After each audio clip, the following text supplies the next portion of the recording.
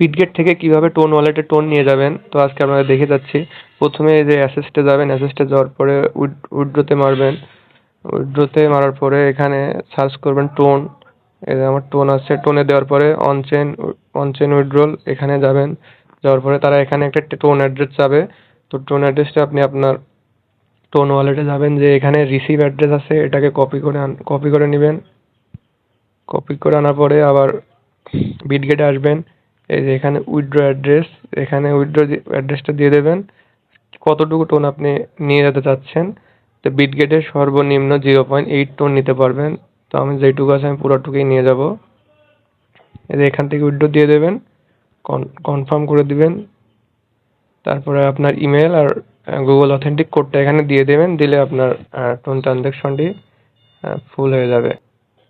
দেখতে পাচ্ছেন আমার উইথড্রটি অর্ডার সাবমিট হয়ে গেছে।